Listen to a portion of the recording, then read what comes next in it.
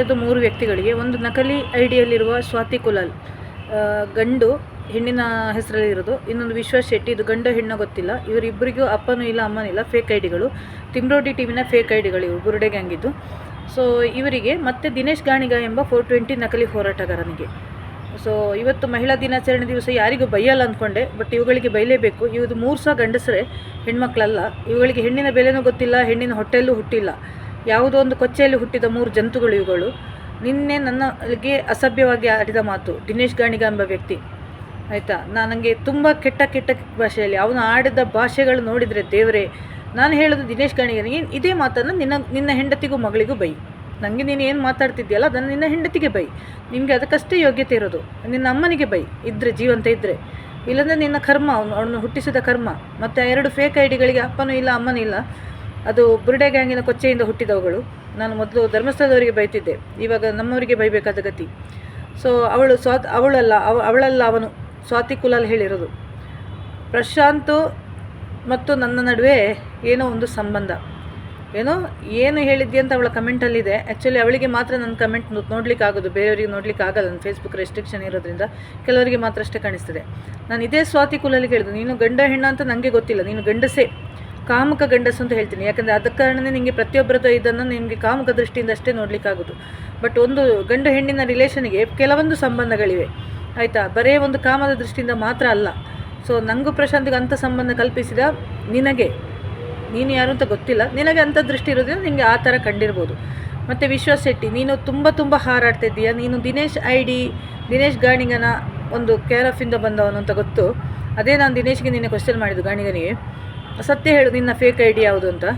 ಯಾಕಂದರೆ ದಿನೇಶ್ ಗಾಣಿಗ ಎಂಬ ವ್ಯಕ್ತಿ ಅಷ್ಟು ಒಳ್ಳೆಯವನಲ್ಲ. ನಾನು ಪ್ರಶಾಂತ್ಗೆ 1000 ಸಲ ಹೇಳಿದ್ದೀನಿ, ಪ್ರಶಾಂತ್ ಅವರೇ, ನೀವು ದಿನೇಶ್ ಗಾಣಿಗನ ಸಹವಾಸ ಯಾವತ್ತು ಬಿಡ್ತೀರೋ ಅವತ್ತು ನಿಮ್ಗೆ ಒಳ್ಳೆಯದಾಗುತ್ತೆ. ನಿಮ್ಮ ಸಂಸಾರಕ್ಕೆ ಹುಳಿ ಹೊಂಡಲಿಕ್ಕೆ ಬಂದವನೇ ದಿನೇಶ್ ಗಾಣಿಗ. ಮಾಟ ಮಂತ್ರ ಮೂಲಕ ವಶೀಕರಣ ಮಾಡಿದ್ದಾನೆ. 10 ಸಲ ಹೇಳಿದ್ದೇನೆ, ದಿನೇಶ್ ಗಾಣಿಗನಿರುವ ಕೆಟ್ಟ ಬುದ್ಧಿ ಅಂದರೆ ಮಾಟ ಮಂತ್ರ ಮಾಡಿ ವಶೀಕರಣ ಮಾಡೋದು, ದೇವರು ದೇವಸ್ಥಾನ ಅಂತ ಇದು ಮಾಡೋದು, ಬ್ಲ್ಯಾಕ್ ಮೇಲ್ ಮಾಡೋದು. ಇವನ ಬಗ್ಗೆ ಅವನ ಊರಲ್ಲಿ ವಿಚಾರಿಸಿದಾಗ ನನ್ನನ್ನು ಅಲ್ಲಿ ಊರಿನವರಿಗೆ ಎಲ್ಲರಿಗೂ ಗೊತ್ತು. ನನ್ನ ವಿಡಿಯೋ ನೋಡಿ ಮೊದಲೇ ಗೊತ್ತು ರಾಧಿಕಾ ಕಾಸರಗೋಡಿ ಯಾರು, ಅನಿತಾ ಕಾಸರಗೋಡಿ ಯಾರು ಅಂತ.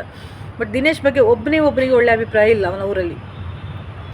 ಮತ್ತು ಇವನು ನನಗೆ ಆಡಿದ ಕೆಟ್ಟ ಮಾತುಗಳು, ನಿನ್ನೆ ಕೇಳಲಿಕ್ಕೆ ಅಸಹ್ಯವಾದ ಮಾತುಗಳು.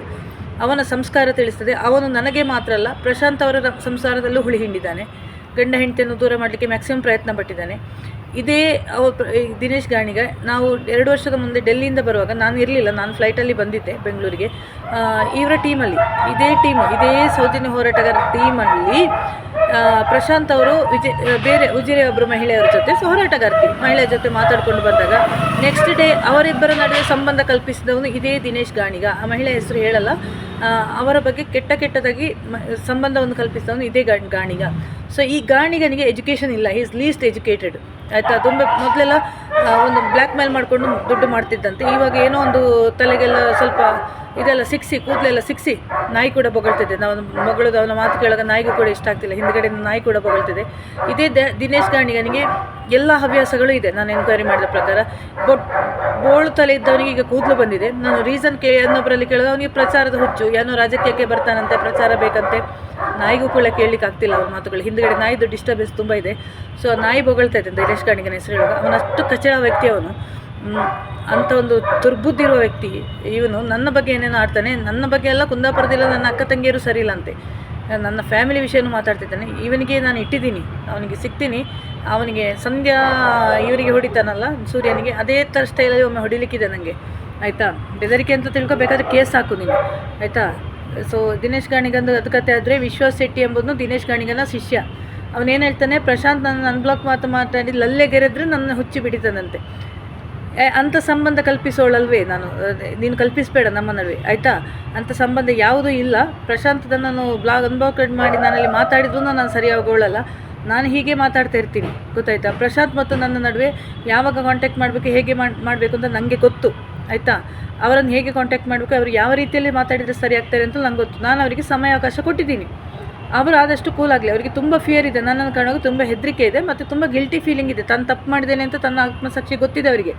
ಯಾಕಂದರೆ ನನ್ನ ಕಡೆಯಿಂದ ಅಂಥ ಇದು ಪ್ರಾಬ್ಲಮ್ ಏನೂ ಆಗಲಿಲ್ಲ. ಅವರಿಗೆ ಯಾರೂ ಇಲ್ಲದಲ್ಲ ಇರೋ ಟೈಮಲ್ಲಿ, ಎಲ್ಲರೂ ಈ ಹೋರಾಟಗಾರರು ಕೈ ಬಿಟ್ಟ ಟೈಮಲ್ಲಿ ಅವರಿಗೆ ಧೈರ್ಯ ತುಂಬಿ, ಅವರಿಗೆ ನಾನು ಫೈನಾನ್ಷಿಯಲಿ ಸಹಾಯ ಮಾಡಿ ಅವರಿಗೊಂದು ಮೋರಲ್ ಸಪೋರ್ಟ್ ಮಾಡಿದ್ದು ನಾನು. ಅದು ಅವರು ಮರೆಯಲ್ಲ ಲೈಫಲ್ಲಿ. ಈಗ ಮರೆತರೂ ನನಗೆ ಬೇಜಾರಿಲ್ಲ. ಬಟ್ ಪ್ರಶಾಂತಿಗೆ ನಾನು ಹೇಗೆ ಗೊತ್ತು, ನನಗೆ ಪ್ರಶಾಂತ್ ಹೇಗೆ ಅಂತ ಗೊತ್ತು. ಸೊ ನಮ್ಮ ನಡುವೆ ಈಗ ಕಾಂಟ್ಯಾಕ್ಟ್ ಇಲ್ಲದಿದ್ದರೂ ಪರವಾಗಿಲ್ಲ. ಬಟ್ ಆ ವ್ಯಕ್ತಿಯ ಬಗ್ಗೆ ಕೆಟ್ಟದಾಗಿ ಯಾರಾದರೂ ಹೇಳಿದರೆ ನಾನು ನಂಬೋ ವ್ಯಕ್ತಿ ಅಲ್ಲ. ಯಾಕಂದ್ರೆ ನನಗೆ ಅಂಥ ಅನುಭವ ಆಗಲಿಲ್ಲ. ಮೇ ಬಿ ಪ್ರಶಾಂತದ ಹಿಸ್ಟ್ರಿ ಆಗಿರ್ಬೋದು. ನಾನು ತುಂಬ ಜನರಿಗೆ ವಾದ ಮಾಡೋದು ಅಲ್ಲ, ಪ್ರಶಾಂತ್ ಒಳ್ಳೆ ವ್ಯಕ್ತಿ ಅಂತ ಹೇಳಿದೆ. ಬಟ್ ಸ್ವಲ್ಪ ಸಂಶಯನೂ ಬರ್ತಾಯಿದೆ. ಪ್ರಶಾಂತ್ ತನ್ನನ್ನು ರಕ್ಷಿಸಿಗೋಸ್ಕರ ಬೇರೆಯವರಿಗೆ ನನ್ನ ಬಗ್ಗೆ ಕೆಟ್ಟದಾಗಿ ಹೇಳಿದ್ದಾನೆ ಅಂತ ನಂಬಿಕೆ ಇದೆ. ಸ್ವಲ್ಪ ಡೌಟ್ ಇದೆ. ಅದು ನನಗೆ ವಿಶ್ವಾಸ್ ಶೆಟ್ಟಿಯ ಮೇಲಿದೆ. ಅವನು ಫೇಕೆ. ಕಂಡು ಹಿಡಿಯೋಣ. ಸೈಬರ್ ಕ್ರೈಮ್ ಇದೆಯಲ್ಲ, ಒಂದು ಅನ್ಯಾಯದ ವಿರುದ್ಧ ಹೋರಾಟ ಯಾರ್ದು ಅಂತ ನಾನು ಕಂಡು ಹಿಡಿದಿದ್ದೀನಿ. ಅವರು ಆ ಪೋಸ್ಟ್ ಡಿಲೀಟ್ ಮಾಡಿದ್ರೆ ನಾನು ಏನು ಆ್ಯಕ್ಷನ್ ತಗೋಬೇಡಿ, ಪೇಜ್ ಹಾಗೆ ಇರಲಿ ಅಂತ ಹೇಳಿದ್ದು. ನನಗೆ ಗೊತ್ತು ಸೈಬರ್ ಕ್ರೈಮ್ನವರು ತುಂಬ ಕ್ಲೋಸ್ ಇದ್ದಾರೆ. ನನಗೆ ರಿಪೋರ್ಟ್ ತೆಗಿಲಿಕ್ಕೆ ಬರುತ್ತೆ ಯಾರ್ದು ಅಂತ. ನೋಡ್ಕೋತೀನಿ ನಾನು. ಧನ್ಯವಾದ.